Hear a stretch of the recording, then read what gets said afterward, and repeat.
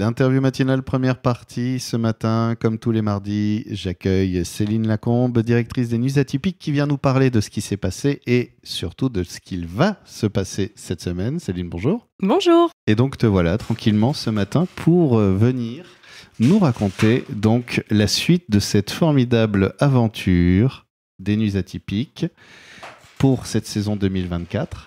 Alors, la semaine dernière, tu nous parlais de quelques beaux concerts et beaux événements. Est-ce qu'on peut avoir un petit report de ce qui s'est passé ?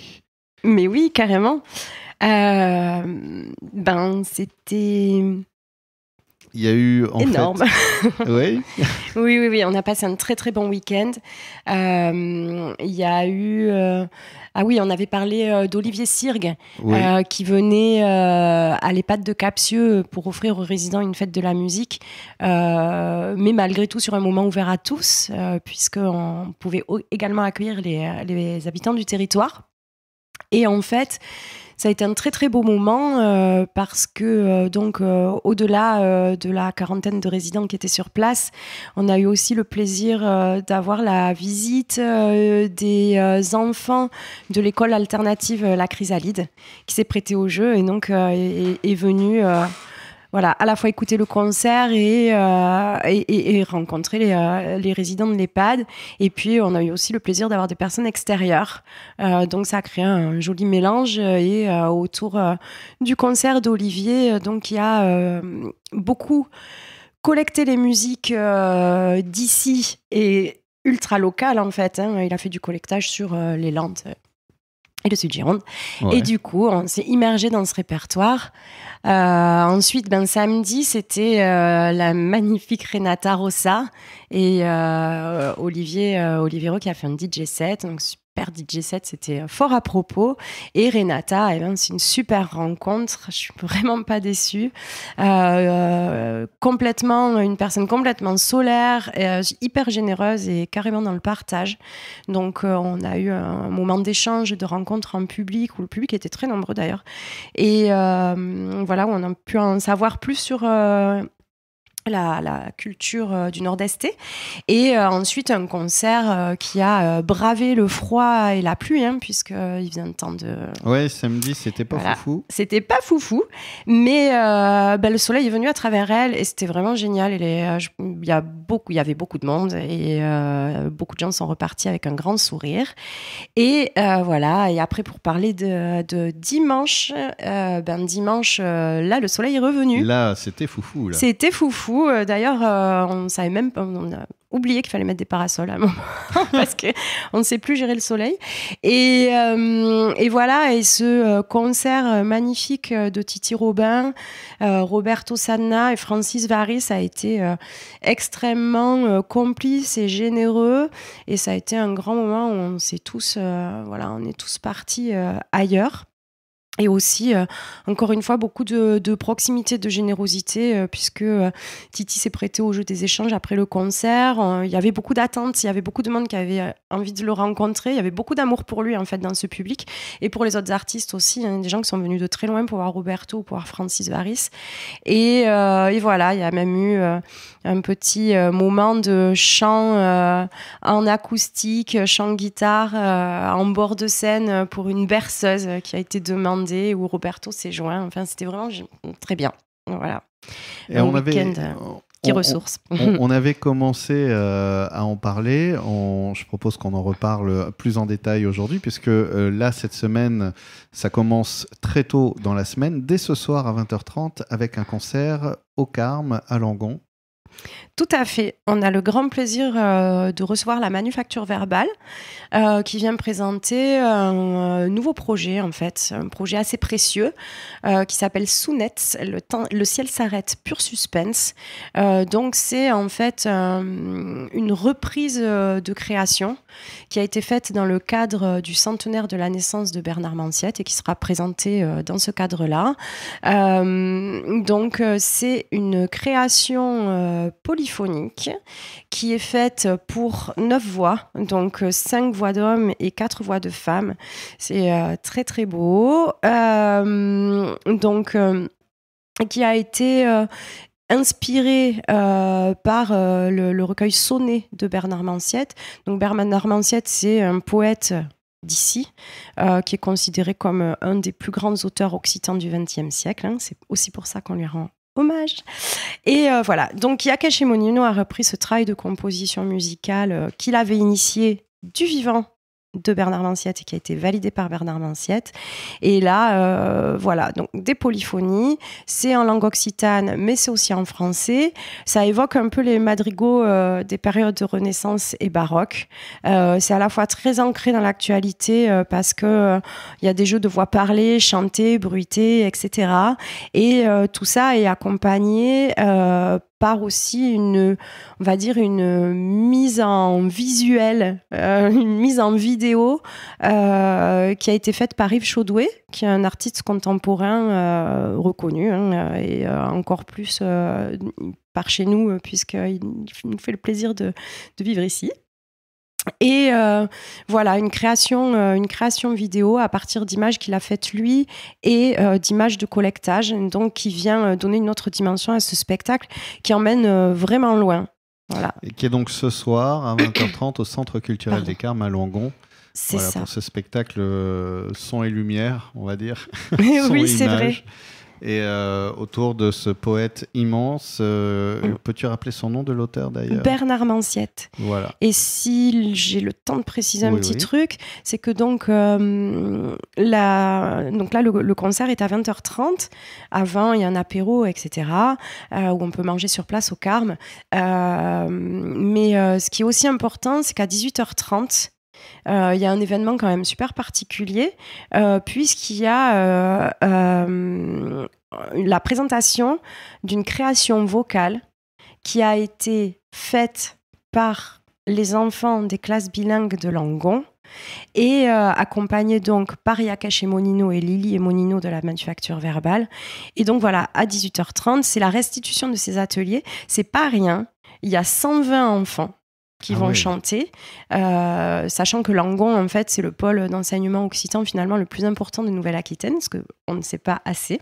Oui, effectivement, parce que 120, c'est immense. Il y a 120 gamins des classes bilingues qui vont venir faire cette restitution pendant une demi-heure. Ils ont travaillé avec la manufacture une fois par mois, de janvier à juin, sur des ateliers, pour faire des créations vocales sur la forme du sonnet, mais complètement, enfin, c'est leur création, c'est pas la création de la manufacture, c'est la création des enfants accompagnés. En occitan, du coup ? Ou bilingue ou en français ? Bilingue. Bilingue. Et voilà, il y a peu de temps en avril et mai, on a aussi fait des ateliers avec les manufactures destinés à des adultes. Donc, eux aussi feront une restitution à 18h30. Après, il y aura une surprise. Donc, c'est un moment fort également, et là, qui est gratuit. Donc, je vous encourage à venir voir la richesse de cette création. Et en plus, c'est formidable pour ces enfants de pouvoir justement faire vivre cette langue, l'associer au français et dans un partage et une présentation au public, ce qui la rend d'autant plus vivante et actuelle pour eux et concrète. Clairement. Et puis, dans l'expérience, dans une expérience d'apprentissage, dans une expérience scolaire, c'est hyper rare d'avoir cette matérialité de la chose. Cette matérialité, cette expérience, en fait. Donc vraiment à soutenir. En plus, il n'y a aucune raison de ne pas y aller. C'est à 18h30 et c'est gratuit pour cette présentation par ces enfants des classes bilingues occitan, donc en occitan et en français de Langon. Et rappelons donc, et ça je ne le savais pas, que Langon est donc le plus grand pôle de langue occitane d'enseignement de langue occitane de la Gironde, et je crois de la Nouvelle-Aquitaine également. Waouh, c'est classe ça. On arrive à la fin de la première partie. On parlait de son et d'image. Je propose qu'on glisse dans la deuxième partie vers l'image tout court, puisqu'il y a des documentaires qui seront présentés, notamment mercredi et peut-être jeudi aussi, je crois. Et un spectacle aussi. Et un spectacle. Et on va parler de tout ça dans un peu moins d'une heure maintenant. Et avant tout ça, je vous propose d'écouter un extrait de Sounets, extrait audio donc, puisque nous sommes à la radio, qui vous permettra de vous donner un avant-goût de ce à quoi vous assisterez ce soir au Carme à Langon. L'interview matinale continue toujours avec Céline Lacombe tous les mardis. Tu viens nous présenter le programme de la semaine et une semaine qui commence tôt. On n'attend pas le week-end puisque dès mardi, il y a, on en a parlé dans la première partie, Sounetz, Le ciel s'arrête, pur suspense, un spectacle polyphonique qu'on a pu entendre, dont on a pu entendre un extrait. Et ensuite, demain, mercredi, à 18h, alors là, ça se passe au Polyèdre à Bazas, le collectif Ugugu présente un spectacle fil à fil. Oui, mercredi, demain, c'est la soirée bazadaise. Dans la semaine occitane, en fait, puisque vous verrez bien que la thématique de la semaine est bien orientée vers la langue. Donc, oui, à 18h, on reçoit le collectif Ugugu pour le spectacle Fil à Fil. Alors, Fil à Fil, c'est un spectacle familial à partir de 6 ans. D'accord. Qui est bilingue en français et occitan.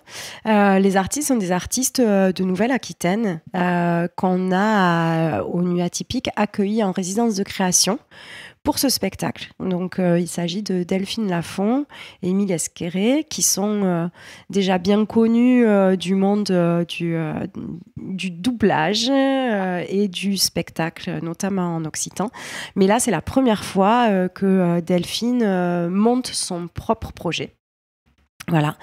Et donc, on était très heureux de l'accueillir pour cette création qui a eu lieu, nous, pour notre part, à Bernos-Bolac, puisqu'évidemment, ça ne se fait pas une fois, une création. Donc, et oui, voilà. ça se travaille. Et donc, Delphine et Émilie sont venues à Bernos pour monter donc le répertoire avec des regards extérieurs, et notamment Christophe Iriart, qui est quelqu'un qui est très reconnu dans le milieu du spectacle jeune public et de la musique. Voilà. Et à cette occasion, elles avaient d'ailleurs fait une sortie de résidence au gîte de Bacoureille, une sortie publique, c'est-à-dire une restitution du chantier, du spectacle en chantier. Et les gens avaient pu s'exprimer sur leurs ressentis, etc., ce qui a aussi participé à faire évoluer ce spectacle. C'est top, ça, c'est vraiment une création collective pour le coup. Eh bien, on peut, oui, en tout cas, le collectif rentre dans la création. Ouais. Voilà. Et voilà, elles étaient aussi intervenues auprès des 70 élèves de l'école de Bolac, donc qui avaient pu eux aussi amener leurs paroles dans le montage de ce spectacle. Donc on est très heureux de pouvoir le programmer, c'est la deuxième, donc c'est vraiment tout frais. Voilà. Et je suis sûre que ce sera vraiment super, j'en ai eu de très bons échos. Chouette, donc c'est le mercredi 26, donc demain à 18h au Polyèdre à Bazas. Le spectacle est gratuit. Le spectacle est gratuit, oui, tout à fait. Et pour parler de la thématique c'est la transmission, d'où le fil à fil, on suit un fil. Et pour résumer, c'est un peu le lien qui peut unir une grand-mère à sa petite fille de manière très métaphorique. D'accord. Eh bien, on va aller voir tout ça. Et en parlant de voir, d'ailleurs, il y a des documentaires à voir. 2 documentaires. Un le mercredi aussi, toujours à Bazas, au cinéma, évidemment. Et un autre qui sera présenté le dimanche 30 juin à Sauviac. Alors, on va d'abord parler de ce qui est présenté à Bazas. Et oui, mais le même soir que le spectacle Fil à Fil. Dans la continuité. Dans la continuité, donc à 21h au cinéma Vogue. Donc ce film s'appelle Luceu et la Terre. Il porte sur une dame qui s'appelle Reine Rabot. Et donc Reine est la grand-mère de Delphine Lafont, la comédienne, et c'est elle qui a inspiré ce spectacle Fil à Fil. D'accord, tout se rejoint. Tout se rejoint, rien n'est innocent. Et donc, Reine Rabot, alors, contrairement à souvent ce qu'on propose en projection de films au cinéma Vogue, c'est souvent des gens d'ici. Et là, Reine Rabot, elle n'est pas vraiment d'ici, elle habite en Dordogne. D'accord. Voilà. Elle s'appelle Mamie Nanou dans l'intimité. Et voilà. Et c'est une dame donc, qui est née à Gavaudan, qui a grandi dans une famille de paysans avec une langue de communication quotidienne qui est donc l'occitan. Donc ça rentre pour nous dans ce processus de collecte filmée de mémoire orale. Voilà. Donc Reine, elle parle languedocien. Ouais. C'est Oui, parce pas que... gascon. D'accord. C'est languedocien. Il y a des variantes, il y a des nuances, pardon. Il y a des nuances, mais ça se comprend très bien pour nous qui parlons plutôt le gascon ici, et même le gascon basadé, s'il faut être très précis territorialement, ça se comprend. Voilà. Et voilà, donc elle parle de la vie rurale de l'enfance, elle parle des années d'écolier, elle parle aussi de ses parents qui ont caché une personne juive pendant la guerre. Elle parle de la rafle qu'il y a eu à la Capelle Biron en 1944. Voilà, donc des sujets d'histoire. Et pas légers, mais des sujets d'histoire. Et c'est bien, c'est bien d'avoir de la mémoire. Voilà, et de transmettre comme ça en témoin direct. Important, oui. Et voilà, elle parle aussi de sujets autres, de sa vie de femme, de sa vie de mère, de ses engagements associatifs. Et elle parle même du baptême de l'air qu'elle a fait en parapente en 2011 pour ses 80 ans. Parce que voilà. Parce que Rennes est une grand-mère dynamique. On peut faire des baptêmes de l'air à 80 ans en parapente. Voilà. Mon Dieu, je sais même pas si moi à 44 ans j'arriverai à en faire un. Eh ben, on peut se donner un challenge si Allez. tu veux. On arrive en parapente devant le Vogue. Voilà pour ce film. Donc, je vous encourage à la curiosité, surtout si vous venez au spectacle avant. Et après, effectivement, sur les projections, on enchaîne le dimanche 30 juin à Sauviac. Donc, c'est encore une étape assez particulière, puisque si on fait cette projection à Sauviac, ce n'est pas pour rien. C'est que rien n'est innocent, encore une fois.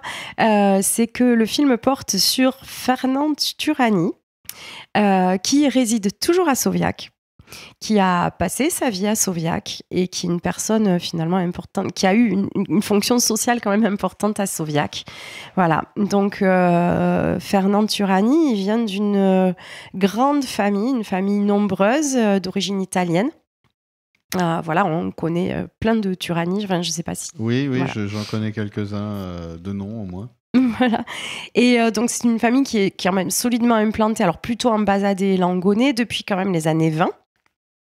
Voilà. Et son père lui a transmis, comme à ses 6 frères, le métier de chaisier, qu'il continue encore à pratiquer à plus de 90 ans. Voilà. Donc, dans sa famille, la langue maternelle, c'était l'italien. Ouais. Et sa langue à l'école, c'était le français. Et pour pouvoir travailler, commercer, etc., sa 3e langue quotidienne, c'était aussi l'occitan. Donc, il parle très bien. Et c'est celle vraiment qu'il utilisait pour les échanges quotidiens avec les gens du pays. Voilà. Donc là, le film est en occitan.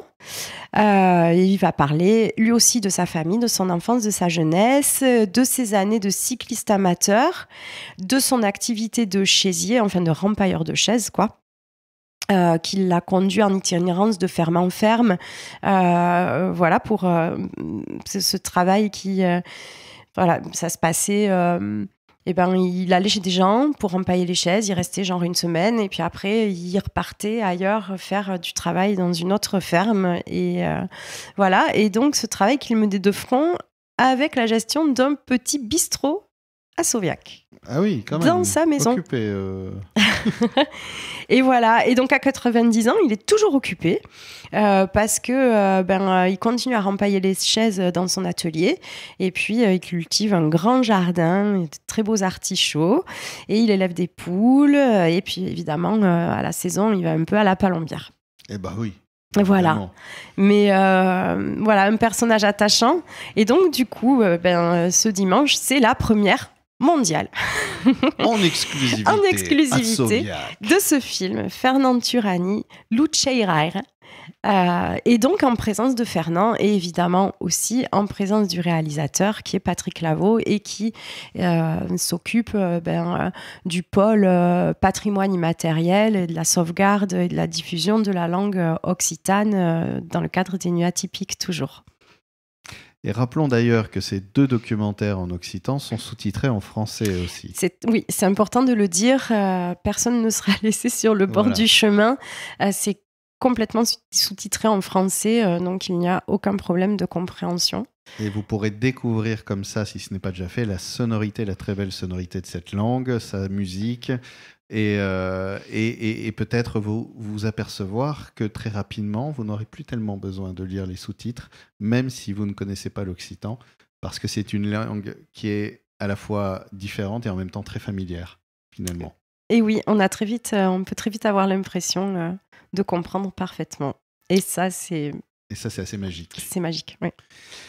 Merci beaucoup Céline, on a fait le tour de cette programmation, il y aura de beaux événements encore tout au long de cet été des Nuits Atypiques, il y aura notamment des baltrades, il y aura plein de concerts exceptionnels encore et de grands et beaux moments, mais tout ça, je te propose que tu viennes nous en parler mardi prochain, par exemple, toujours en forme, toujours avec la joie et le sourire, et puis sur ce, les petits rappels usuels, si vous souhaitez réserver des concerts, découvrir un peu ce qui se prépare dans les semaines à venir, il y a un site qui marche très bien, lesnuitsatypiques.org, qui est très bien fait. On a accès tout de suite à la programmation, on peut réserver quand c'est possible ou voir les liens pour le faire si besoin.